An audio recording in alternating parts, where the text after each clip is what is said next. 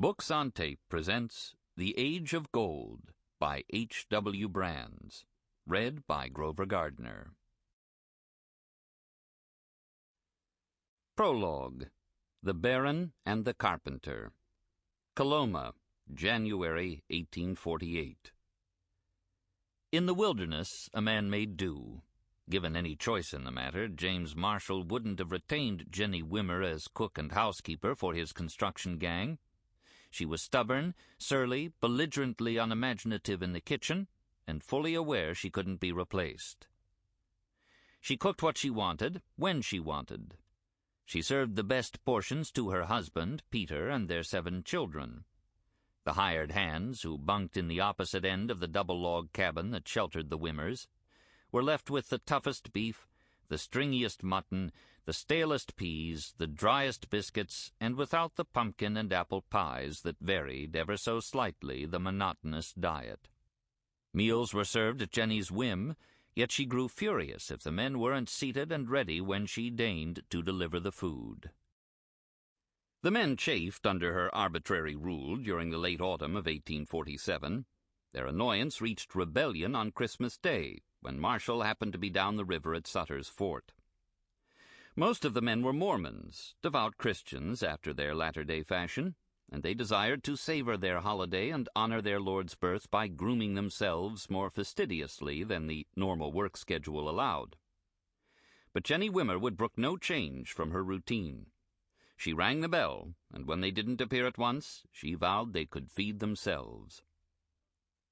Henry Bigler was an elder of the Mormon Church and a military veteran. He had survived the anti-Mormon pogroms in Missouri and Illinois and fought Mexicans in the war not quite officially ended.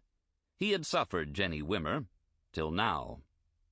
"On Christmas morning, just at daylight, we was called to breakfast," he recorded. "We was washing our faces. We was called the second time before we was ready to obey. She told us plainly that she was boss and that we must come at the first call, which we had always done before. This we did not like, and we revolted from under her government." Marshall returned from the fort to discover the rebellion. As insurrections went, it wasn't much. The Mormons simply insisted that they could no longer abide Jenny Wimmer's arbitrary rule. They must be allowed to build their own living quarters, where they could cook their own meals. Marshall was reluctant to grant the demand, for every hour devoted to building the new cabin would be an hour stolen from building the sawmill, which was the reason they were all wintering at this remote site, 40 miles from Sutter's settlement and many times that distance from anything that could be called civilization. But the Mormons were as irreplaceable as Jenny Wimmer. They intended to stay only till spring, when they would trek east across the mountains to join their fellow saints on the shores of the Great Salt Lake. Marshall could see no alternative. The Mormons must have their own cabin. He set aside the materials, they provided the labor, while Jenny Wimmer looked on with a mixture of disgust and good riddance. After a week's hard work, the cabin was ready. 19-year-old Azariah Smith, one of Bigler's fellow insurgents, noted with satisfaction in his diary, "Last Sunday we moved into it in order to get rid of the brawling partial mistress and cook for ourselves." John Sutter, Marshall's partner, felt much the same way about Marshall that Marshall felt about Jenny Wimmer. In Sutter's home of Switzerland, where tapping the power of falling water was an ancient art, Marshall never would have qualified as a millwright. He had built no mills nor apprenticed to anyone who had. His training, such as it was in carpentry, which was not irrelevant to the construction of the shed and platform that would house and support the millworks, but lacked the elements of smithing, of fabricating iron gears and levers and steel saw blades, that distinguished the craft of genuine millwrights from the make-do approximations of amateurs. Marshall inspired even less confidence as a business partner. He had the uncertain, backward-glancing air of a man who had been haunted by misfortune and was reasonably sure it was still on his trail. His business acumen was demonstrably deficient, his most recent failure being the loss of a ranch in the Sacramento Valley not far from Sutter's own. But Sutter needed a sawmill and couldn't build it himself. New Helvetia was thriving a decade after Sutter had persuaded the governor of California to award him a tract of land on the northern frontier of that Mexican province as a way of forestalling settlement by encroaching Americans, whose proximity was already reflected in the name of a principal tributary to the Sacramento, Rio de los Americanos. Sutter selected a site at the confluence of the two streams, on the east bank of the Sacramento and the south bank of the American. The site was 50 river miles from the nearest arm of the San Francisco Bay and 200 miles by river, bay, and ocean from Monterey, the provincial capital.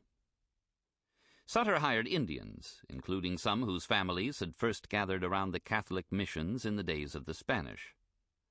Although the natives required stern guidance, supplied by soldiers Sutter employed, they worked cheaply, which was why they required such stern guidance. In time, they dug irrigation ditches and planted fields, vineyards, and orchards. New Helvetia didn't look much like its namesake, for beyond the reach of Sutter's acequias, the broad flanks of the Sacramento Valley were parched and brown through summers unthinkably hot by alpine standards. But it was his, and for a man whose career had taken him from Baden and Bern to New York, Missouri, New Mexico, Oregon, Hawaii, and Alaska before he finally reached California in 1839, it felt increasingly like home. The sawmill was part of the latest stage of Sutter's expansion, a stage that also included construction of a grist mill. The latter would be located in the valley, near the fort and its fields of grain. Employing the power of gravity, as delivered by the waters of the American River, it would grind Sutter's wheat for his own use and for sale down the Sacramento. For a fee, it would grind the wheat of Sutter's neighbors. The sawmill would be located up the American River, near the trees that would supply the timber the mill would saw into beams and boards. The cut lumber would be carted west to the fort for use there. What Sutter didn't need, he would raft down the Sacramento to the village of Yerba Buena, or San Francisco, as some of the inhabitants had lately started calling it, on a sheltered cove on the inland side of the peninsula south of the entrance to San Francisco Bay. Sutter was a soldier by training, albeit less training than he let on. He said he had reached the rank of captain in the Swiss Army. This wasn't true. He never got further than first under-lieutenant of reserves. But he looked the soldier's part. He carried himself erect in a military manner.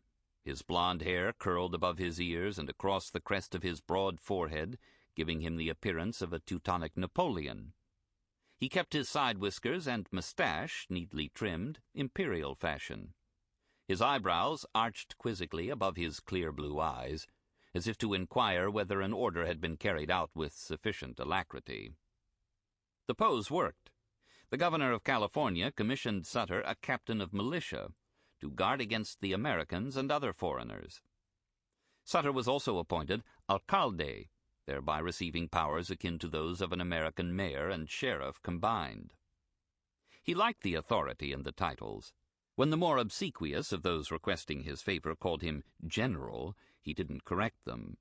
For a man who had fled Switzerland just ahead of the debt police, leaving behind a wife and children, he could congratulate himself on doing well, remarkably well. Looking out from his headquarters in the fort he named for himself, he was lord of all he surveyed. Yet the lord slept uneasily some nights. His fitfulness traced to the March day in 1844, when an American military officer unexpectedly appeared from out of the snowdrifts of the Sierras at the head of a mounted column.